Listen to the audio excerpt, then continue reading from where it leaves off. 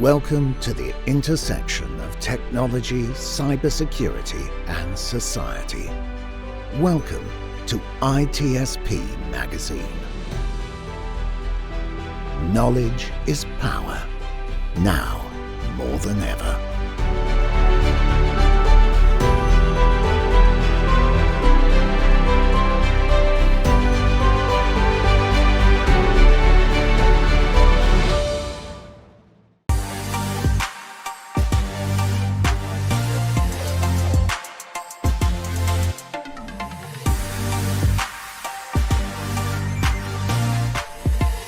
Welcome, everyone, to another episode of Tech Done Different. I am Ted Harrington, and I'm here with my co-host, Ben Schmerler. Ben, what's going on? Hey, Ted. How's it going? Good, man. And we have our special guest, Kathy Keating. Kathy is a CTO advisor, a coach, and just knows all things CTO. Kathy, thanks for joining.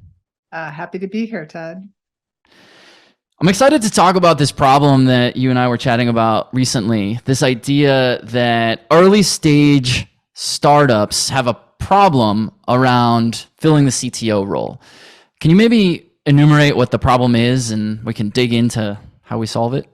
So one of the challenges that early stage startups run into is that they want a really strong, experienced CTO because they need to be able to move fast, be nimble. Their code, they have dreams that their code is going to, their product is going to land well in the world, and the world is going to adopt it, and growth is going to be fast. So they realize that they need an experienced CTO for that, but their price, the ability for that they have to pay is actually like maybe at a senior engineer level, right? So most of them only have angel investing at that time. They may have, let's say, $150,000, or even $1 million or less in funding. And so all they really can afford is that senior engineer, maybe a staff level or a principal level engineer. But their dreams are really big and their budget is really small. And so how do they resolve that issue? A lot of early stage startups are not solving it well. They're buying who they think is the best person that they can buy, which is, let's say, a senior engineer from a large FANG company. They're like, oh, they were a senior engineer at Twitter or Facebook or Amazon, and so they must be able to be a CTO for me, this tiny little company, right? But one of the challenges that they find when they get that person in the door is that person doesn't have the skills that a more experienced CTO might have had because they've never had those CTO level experiences. And so there's this wide gap between what they get and what they want, and therein lies the massive problem. That makes a lot of sense. You know, we see a lot of, with the startups we work with who we're doing security testing for, that oftentimes these people are very, as you pointed out, they're very ambitious. They have this great product. They have oftentimes a very novel technical idea that they're trying to implement. And then you say, well, now you have to do a bunch of business stuff and you have to be a leader and a manager and stuff. I mean, what do you try to do to get them to change that mindset? I don't actually think that we can change that mindset. I mean, their budget is their budget, right? Unless they can actually attract a technical co-founder who happens to be an experienced CTO, they're really stuck in that quandary. They have to, get the person that they actually can afford, right? The question is, how do you build the support system around them so that they can grow quickly and effectively? So let me give you a really good example. So I'm working with a company right now in the knowledge tech space, and they've hired someone who's like senior staff level engineer as their CTO, typical scenario. That person has never built an entire product from scratch.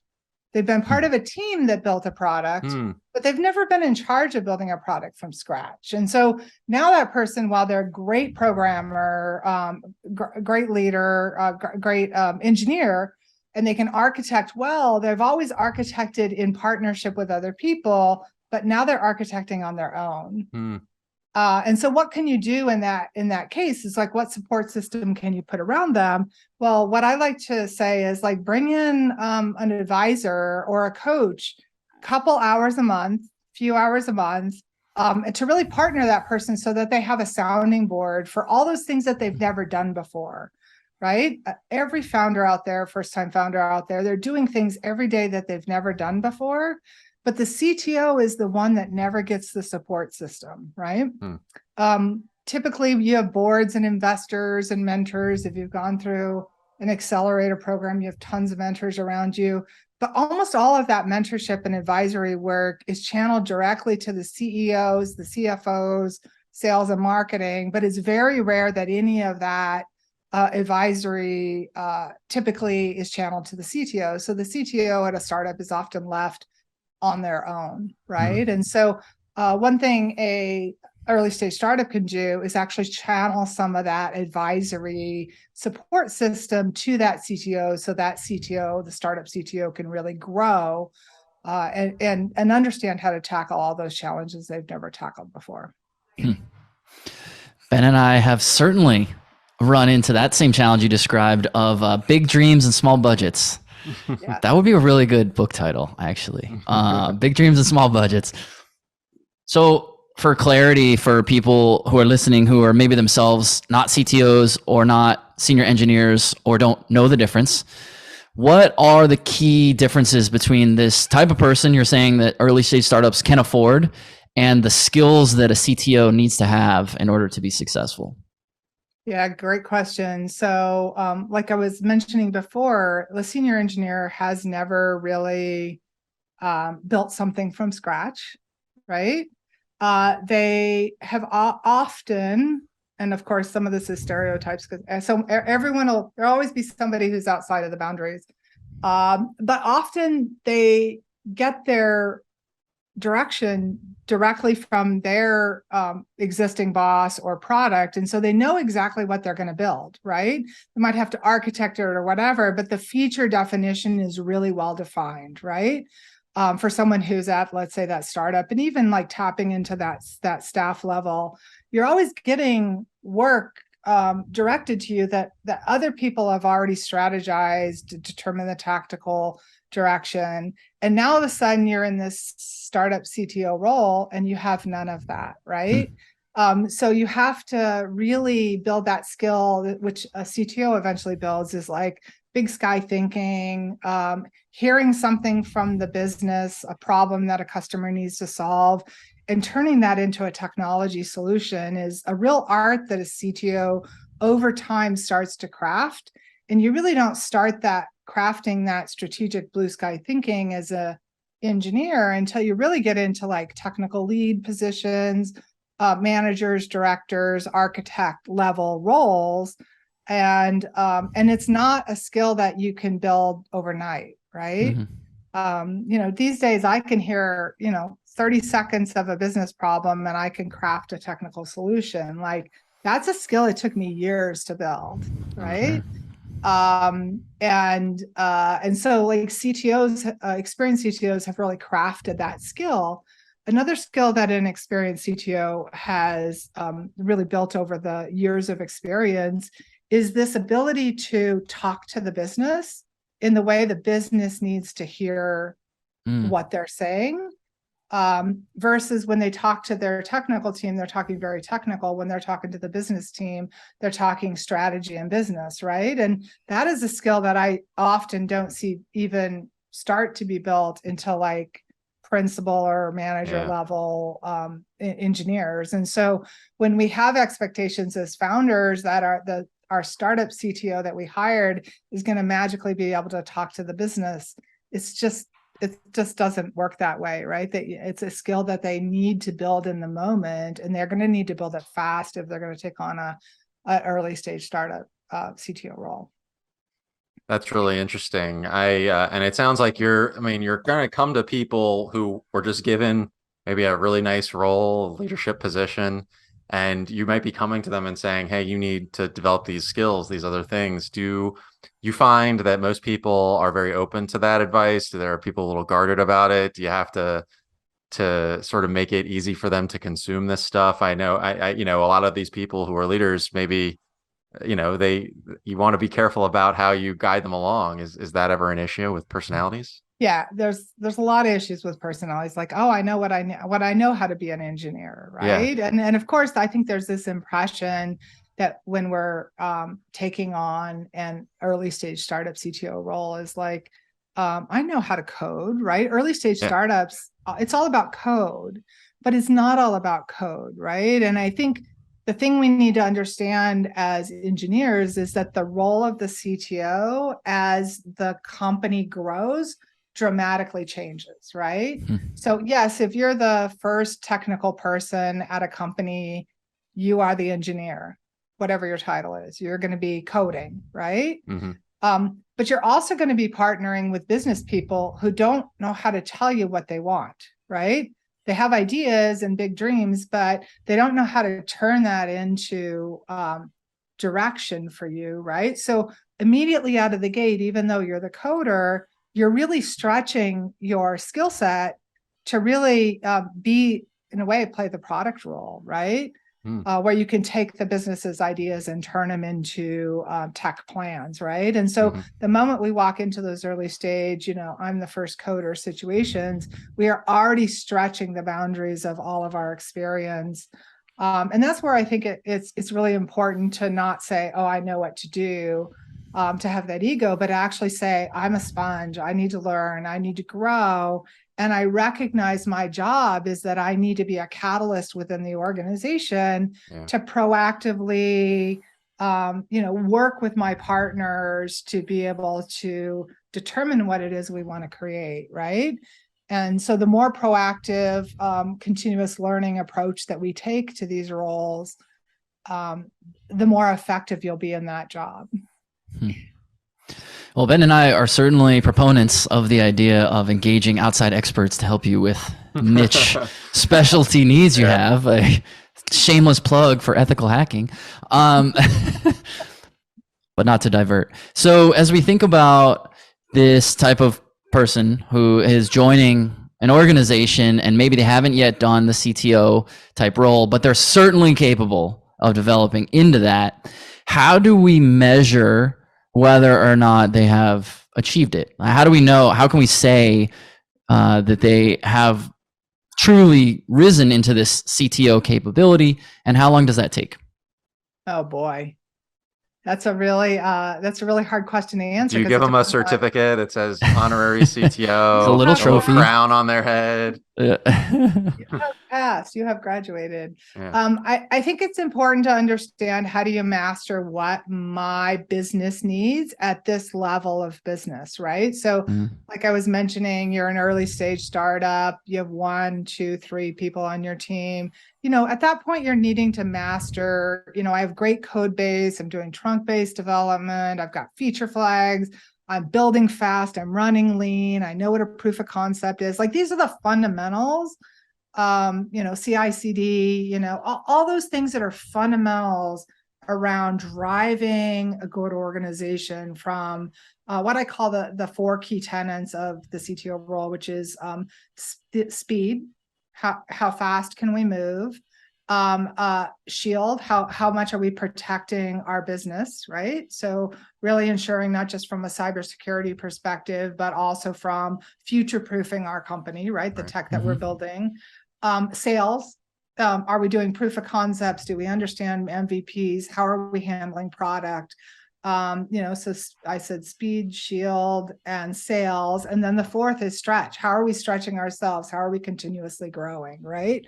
And so that's how I actually measure, that's how I actually assess CTOs when I come in their organization to understand where they are. So like, do they have those fundamentals in place?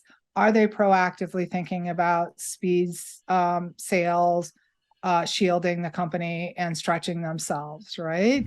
And every CTO has a gap in one of those, right? There's an area of our business where things are not going well. They seem hard. We feel burnt out.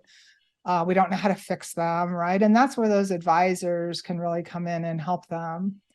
And so I think, once you have those fundamentals, your business can actually move faster. And that's where you move into, like, now I have 10 people or 20 people. We have entirely different challenges at that place. Like, you're actually probably no longer coding when you hit about 10 to 15 people. You're actually moving into more strategy and leadership. You're partnering stronger with the business. You're talking to customers. But what's also important at that phase is you're actually moving from one team to two, right? And then on to three, which is probably one of the hardest challenges an early stage company has when they hit those, what I call inflection points. And so moving from one team to two, moving from 5 to 10, there's these key inflection points where just the job gets much harder again, because we have to learn entirely new things that we didn't even know were part of the CTO job. That's really interesting to me. You said something like talking about talking to the business, getting these people who are highly technical to be able to interact with other business units, et cetera, and make sure that they're engaging. Part of that, I mean, correct me if I'm wrong, is also advocating for your team, right? So the business guy comes to you, the sales guy comes to you and says, oh, we really want this. I heard from this client, we really want this feature set. It's going to be amazing. We're going to do all this stuff. And then the CTO or whatever their role is at the time takes it and they put their head in their head. I don't know how I'm going to do this, or I don't know how we're going to get this done in time. Is part of that like trying to get people to explain to maybe the business people, hey, you're making a big ask. Here are the challenges with that ask to your business plan. Yeah, I think this is where building good foundations is incredibly important, right? And so way back when you were like 1 or 2 people at the company, you should be thinking about how do we prioritize our work, right? Because when you get to like 10, 15, 20 people, I've seen companies at 60 who are like prioritizing work based on who yells the loudest, right? and of course, it's often sales. Sorry, salespeople. And that's just not effective, right? And so how can you advocate for your business when the business condones lack of lack of rigor about how you prioritize, right? And so if you've built strong process for strong lean process for how you prioritize work, those conversations become much easier because a salesperson comes to you and says, my customer wants X. And so we actually vet it through the machine of the prioritization process. And we determine that only one customer wants it and they're not going to buy it, right? Or we find out, oh, there's like $4 million a year revenue potential here, right? And so the structure of good operational process around how we prioritize ends up being the setting for like how we can collaborate effectively with those other teams, right? And now we can come proactively and we can say, oh, okay, so now we know that this thing, we have a hypothesis that this will get us a lot of revenue growth, which is great. Let's do a proof of concept, right? So that I can understand what it's going to take to build it, right? Proof of concepts are great.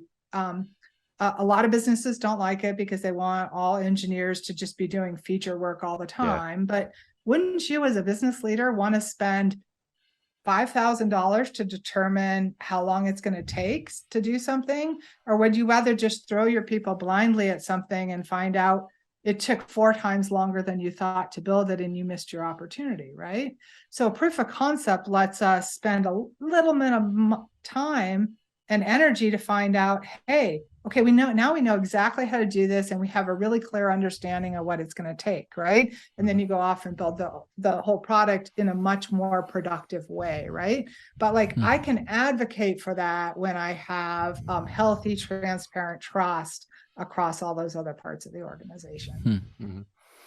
That's pretty fascinating, the idea of healthy and transparent trust. And you brought up this scenario of like who barks the loudest gets the development need that they want. And so if we think about this early stage startup, they're resource constrained financially and person power wise.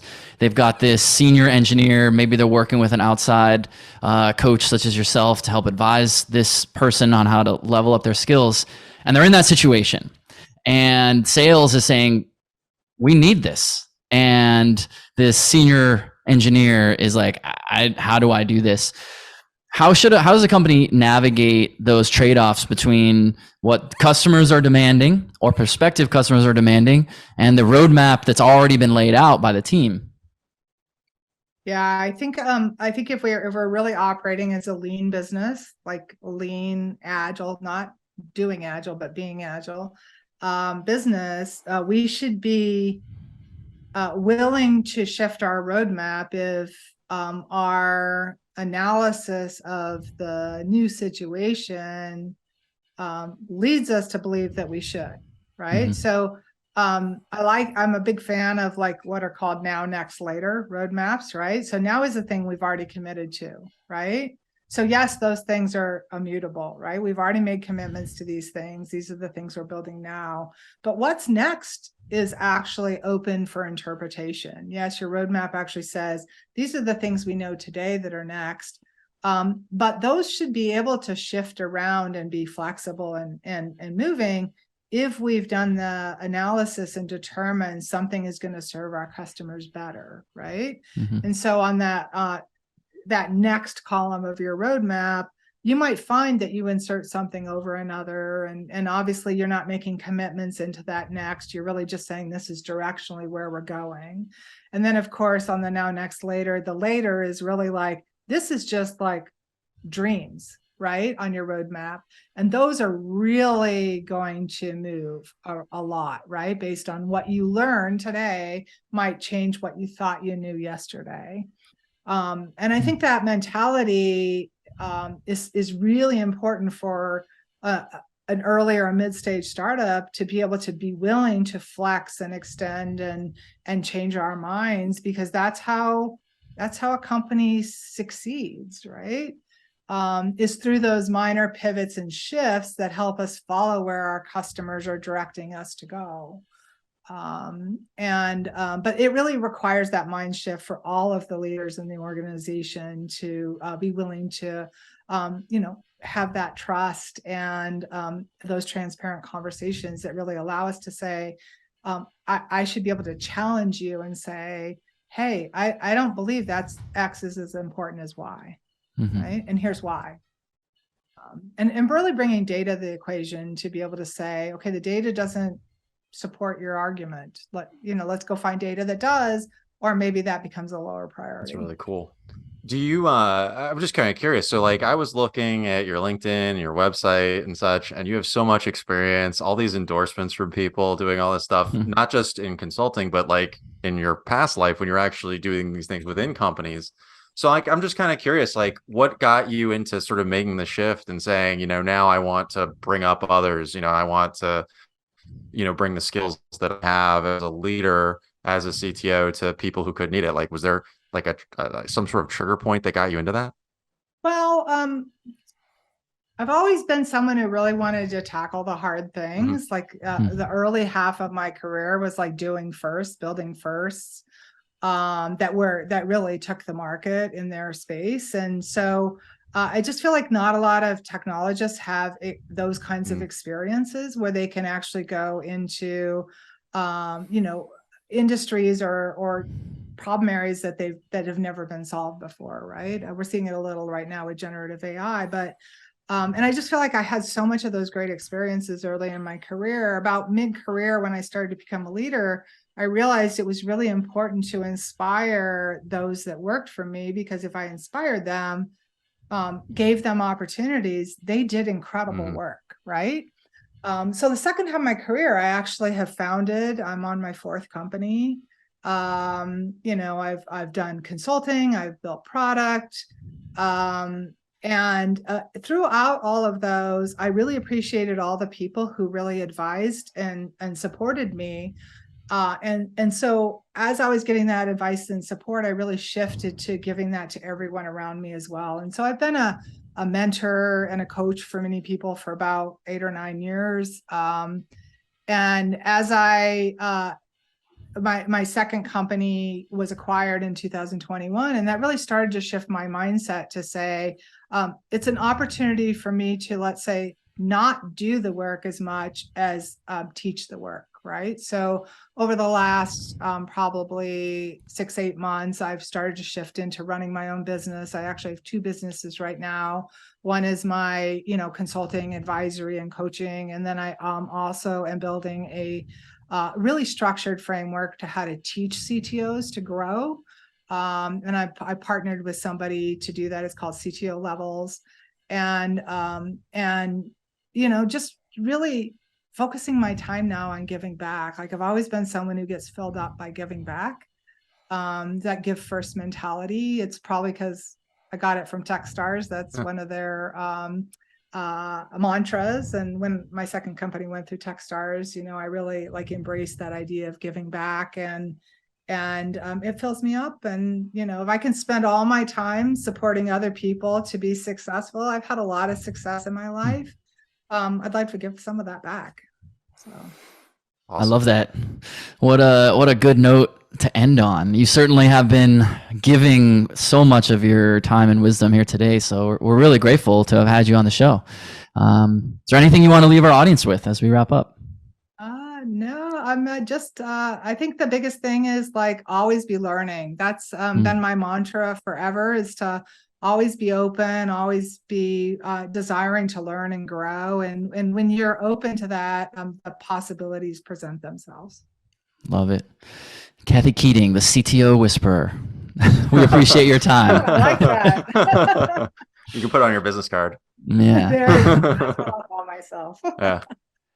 So Ben, the first question I wanted to ask you about was what Kathy said, this idea of big dreams and small budgets. That definitely resonated. You run into that all the time, right? Your core focus is to work with our customers and to scope out the project. Like, what is it that they need so that it can achieve their goals and all that good stuff. And it happens to you a lot, right? Where they're like, oh, we need everything. And then you're like, but I don't know if you're going to be able to pay for everything. So what was your reaction to her saying that, and what can we learn and apply from it?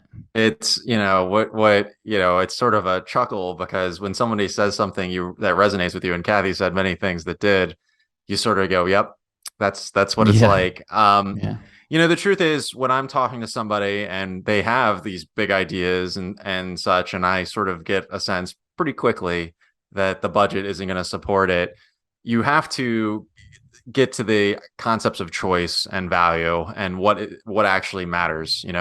What is the goal that we're really trying to achieve? Forget about this huge laundry list of things. Ultimately, there's a goal that we're trying to achieve. And for us, it's making a product more secure or helping identify vulnerabilities or whatever. And what I'll try and do is say, well, let's get to that.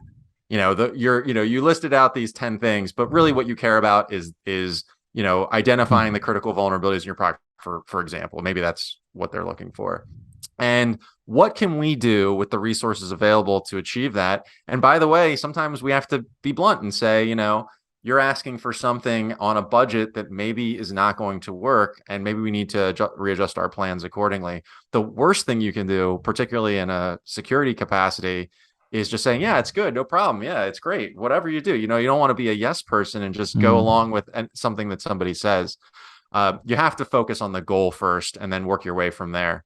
Sometimes you have to have a tough conversation.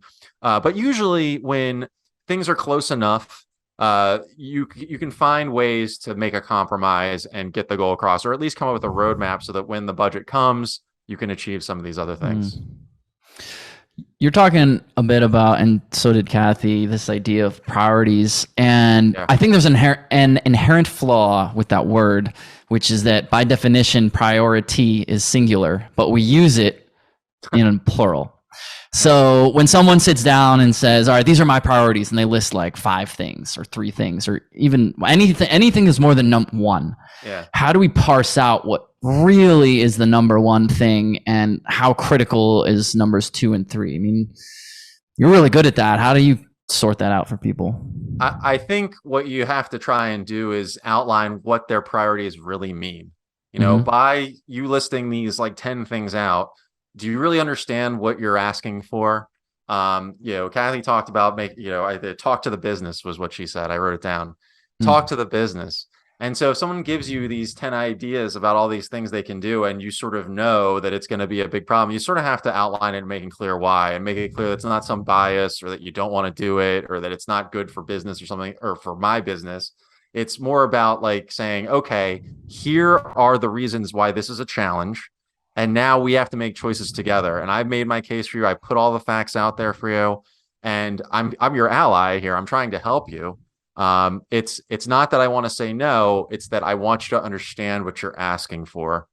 The thing I go back to that sort of taught me about how to do it was I was reading, this was years ago, I was reading like the Steve Jobs biography, and like he would talk about these retreats he would do, and he would ask everybody for like, tell me all your ideas, and he'd write down 1 million ideas that everyone had on like some whiteboard, and then he would say, okay, we could do 3 of these things.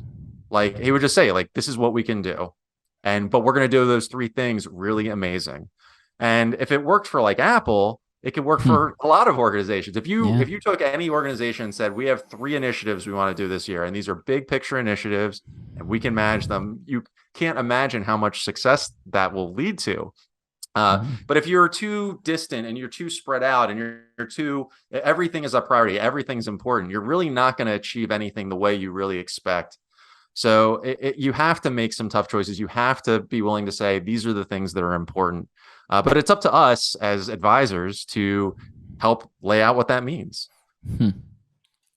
She described this idea that early stage startups have this quandary, right? Which is they have to, they want a CTO, but they can only afford to hire a senior engineer. And so they're getting someone not yet qualified to do the job and then hoping they can figure it out.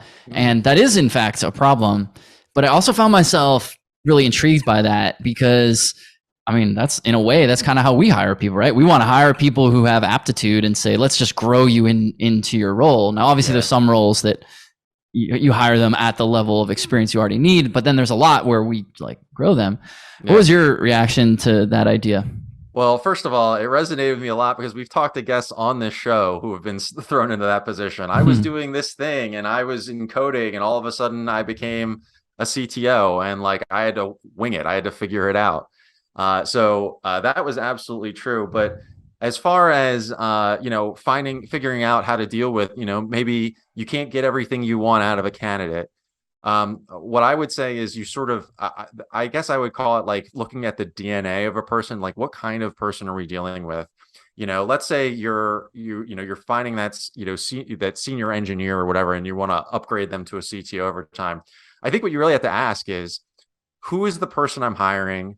Do they understand big picture what the role is going to be? We have to accept them for what they are now and understand their skills, but also recognize where their talent may be. What could be unleashed? What could they do? And also, I mean, maybe some sobering questions like maybe somebody's really great at being an engineer, but they're not fit for that management or leadership role. Maybe they aren't a communicator, or maybe they just can't achieve that. Well, that's fine too. It doesn't mean that they're not valuable to the organization. It's just that we have to understand who we're dealing with, what they can do, and then figure out what latent talents we can build out of them, challenge them to develop themselves. And are they the right people to take that challenge and be willing to develop themselves? Ben, I just want to interview you all day. Okay. Can you just tell me everything about everything? Yeah. All right, sure. Why not? Well, this is a cool episode. Those are some cool insights that you add to that. So what should we leave everyone with? I like the learn and grow thing. It could apply to anything. We're talking about CTOs and things like that. But like when I came on board, one of the things I sort of had to challenge myself on, I was actually talking to somebody about this the other day, is like I was writing a lot of content and doing things, and they were very like technical, and they were correct. Like the content was good. But like one of the things I challenged myself when I came here was like, how can I do it different and better? How can I put more of my personality into it? How can I get more attention? How can I be more provocative and things like that? And that was a challenge I had to make for myself, but I had to learn how to do that. I had to challenge the expectation that what I was doing when I was at the old place, which was great, I was doing a good job, I just wanted to do it better. I could do it in a different way. And it doesn't mean you do it right all the time, but it means you go out there and accept the idea that you're not perfect and that things need to grow and change for you to keep moving up. Love it. Well, everyone listening, if you want to learn more about our guest or request to appear on the show, just go to tedharrington.com/podcast, and we'll catch you next time.